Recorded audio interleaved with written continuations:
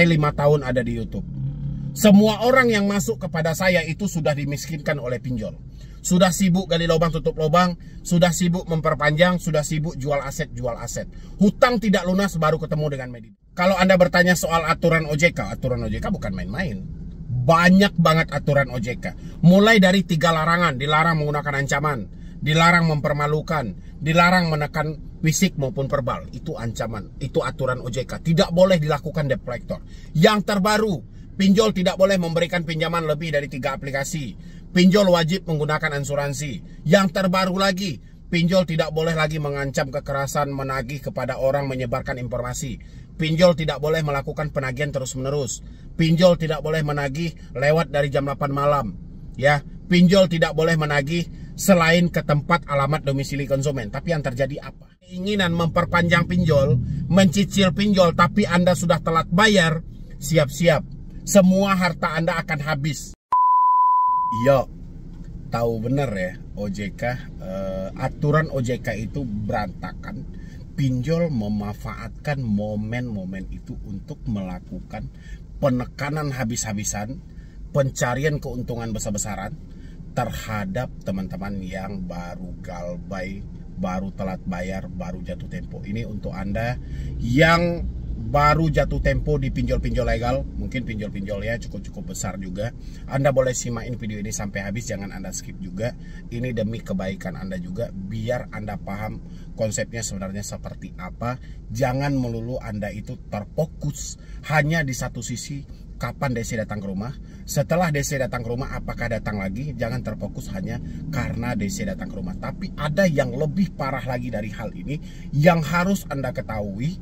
Karena ini menyangkut soal diri Anda juga yang akan melakukan pembayaran, yang mana duit Anda yang akan dihabiskan oleh pelaku usaha jasa keuangan, terutama dari pinjam-pinjaman online yang legal dan resmi dari OJK. Tapi seperti biasa, yang belum mensupport channel ini silahkan disupport dulu, silahkan didukung dulu. Ya, mudah-mudahan dengan supportan dan dukungan Anda, channel ini makin berkembang lagi dan saya makin semangat lagi memberikan motivasi dan edukasi. Silahkan. Pinjol makin membabi buta, ya, makin parah, makin kesini makin parah. Mereka melakukan penyerangan habis-habisan, penekanan habis-habisan tanpa kecuali kepada siapapun itu, yang mana kalau mereka sudah meminjam di pinjaman online, bahkan belum telat bayar, besok mau jatuh tempo, hari ini sudah habis-habisan ditekan, diancam, dicaci maki. Ya, kenapa pinjol melakukan hal seperti itu? Pinjol tahu bahwasannya OJK tidak ada di lapangan. OJK hanya ada di kantor. Ya. Dan pinjol tahu bahwa AFPI hari ini isinya pemilik pinjol semuanya. Asosiasi Fintech Pendanaan Bersama Indonesia, pimpinan tertingginya adalah pemilik pinjol legal resmi di OJK, cukup besar ada di Indonesia. Ya, pinjol membabi buta. Setiap hari ancaman, tekanan, mana pernah berhenti. Seakan-akan tidak ada aturan, tidak ada yang mau mereka patuhi. Tidak ada satupun aturan yang mengatur tentang tindakan mereka. Padahal kita tahu betul, aturan OJK itu banyak. Ya, persi penagihan semuanya diatur. Tentang bunga semuanya diatur. Tentang denda diatur. Pinjol wajib asuransi diatur. Tapi aturan itu ada di mana? Di atas kertas, ada di kantor OJK.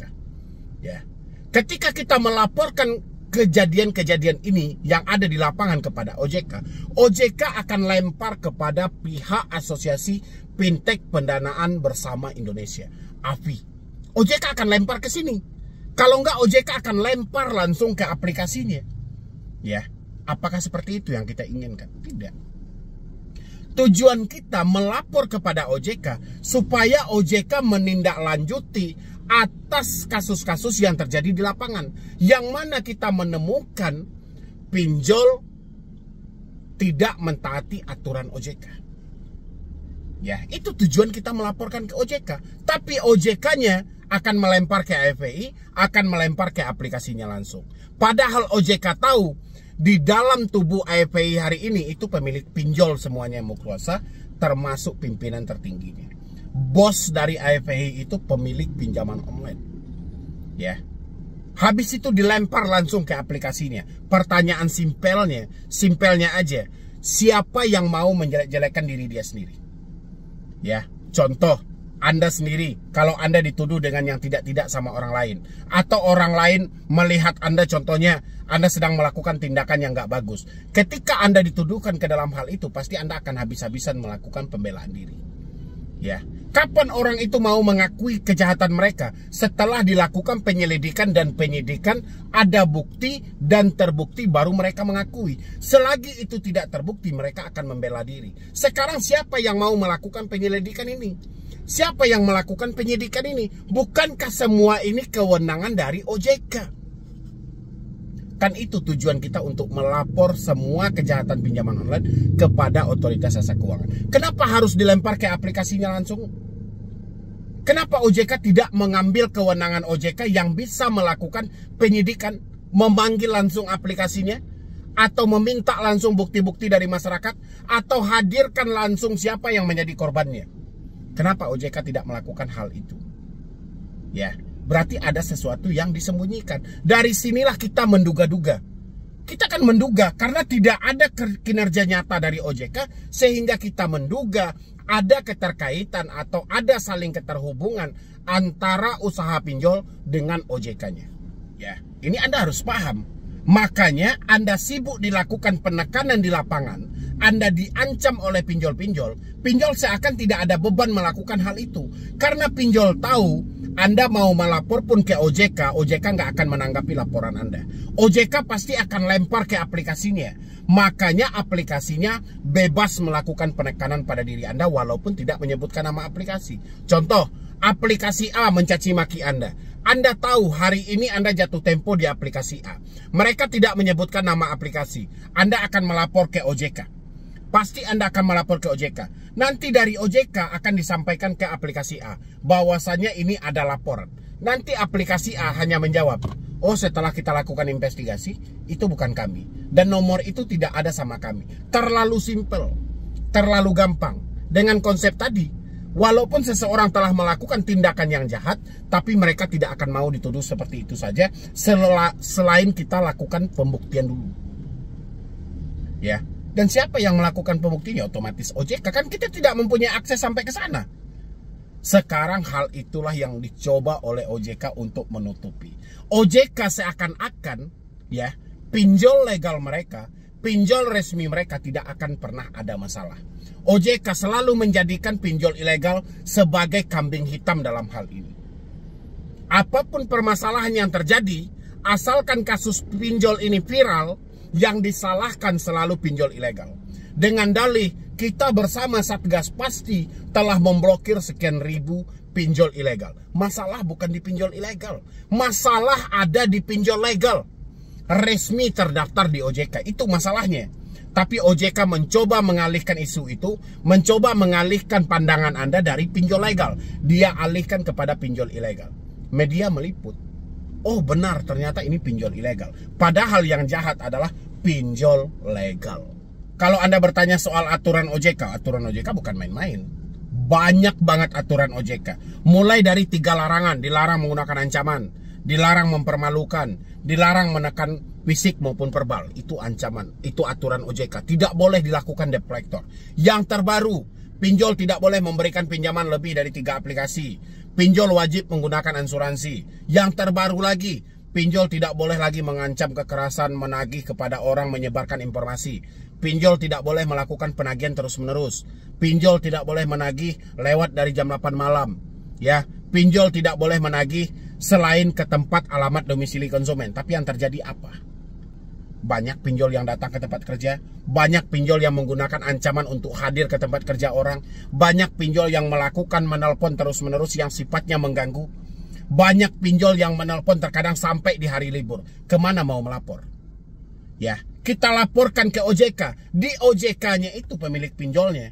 Laporkan ke AFPI. AFPI pemilik pinjolnya. Kepada siapa Anda melapor? Pada Tuhan.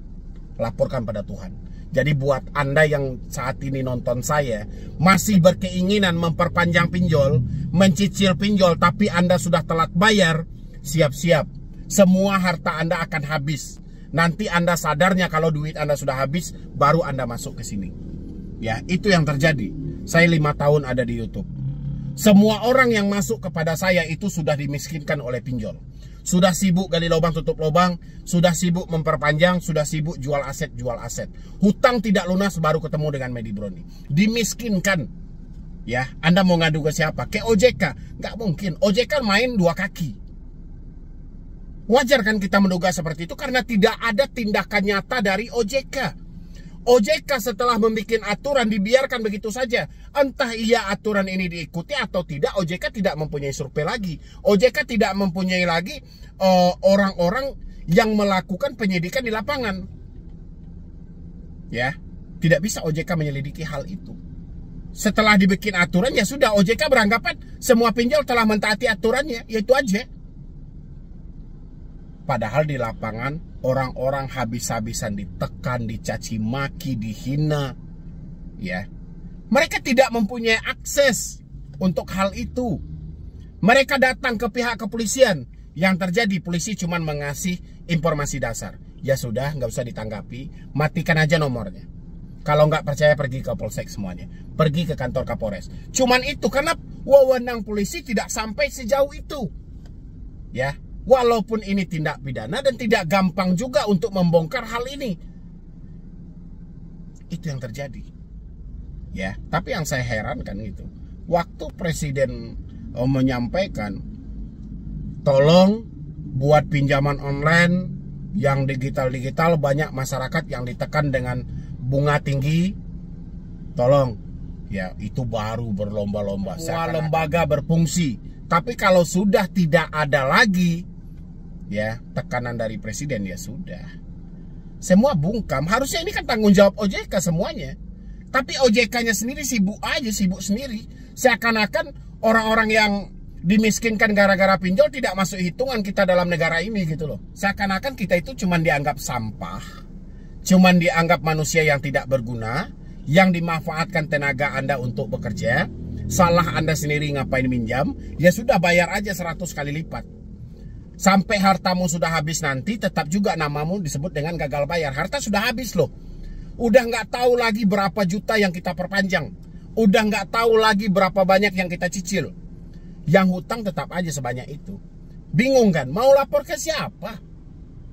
Ke OJK? Nggak akan percaya sama saya. Makanya lapornya sama Tuhan, sama diri Anda sendiri. Ambil satu keputusan yang paling tepat. Anda mau berhenti atau mau mati? Itu aja. Keputusannya cuma ada di situ. Mau berhenti hari ini atau Anda mati aja besok pagi? Terserah. Ya, kalau Anda nggak berhenti, mati akan menjadi sasaran Anda ke depannya. Ya, mati kelaparan, mati kehausan, mati kebingungan. Itu matinya. Ya kan? Anda ambillah satu keputusan. Tapi kalau Anda di luar sana masih sibuk mencari kapan DC datang ke rumah, setelah DC datang ke rumah apakah akan balik lagi? Percaya sama saya, pasti mati akan berakhir sama diri Anda nanti. Mati akal, mati semuanya. Ya, Anda pilih aja. Anda pilih akhiri ini semuanya, atau Anda pilih matikan dulu semuanya. Ya, mati akal, mati pikiran, dan mati semuanya. Udah, Anda tentukan aja pilihan Anda hari ini. Capek juga ya kan kalau mengarahin, tapi Andanya tidak mau mempraktekkan. Padahal jelas-jelas ini pinjol memanfaatkan semuanya. Pinjol memanfaatkan bahwa kelemahan OJK seperti apa. Pinjol tahu OJK tidak akan bertindak. Pinjol melakukan tindakannya suka-suka hati untuk melakukan penekanan sama diri Anda. Dan Anda masuk dalam permainan itu. Harusnya Anda keluar dari permainan itu. Cara keluarnya bang, ada di tangan Anda. Anda sedang nonton saya hari ini, itu kekuatan pinjol itu yang Anda pegang. Ya, dari mana? Dari nomor Anda itu.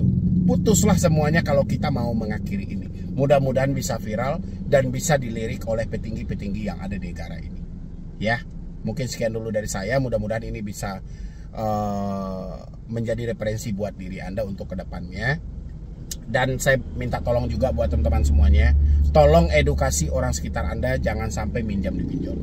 Ya, karena Anda sudah tahu kan dampaknya seperti apa, risikonya seperti apa, bahayanya seperti apa.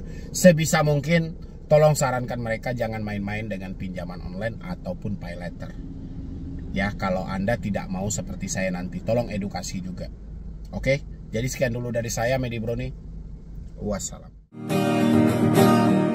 Di malam ini mata tidak terpejamkan, mikirin hutang yang gak pernah habis. Akibat kecerobohan, terjebak di dunia hutang. Pinjol, pinjaman tolol, membunuh tanpa menyentuh. Solusi hutang tanpa basa-basi, menyelamatkan semua generasi. Berhentilah, berhentilah, gali lubang, tutup lubang. Ingatlah, ingatlah, lebih baik malu sesaat daripada hancur selamanya. Lebih baik malu sesaat daripada hancur selamanya.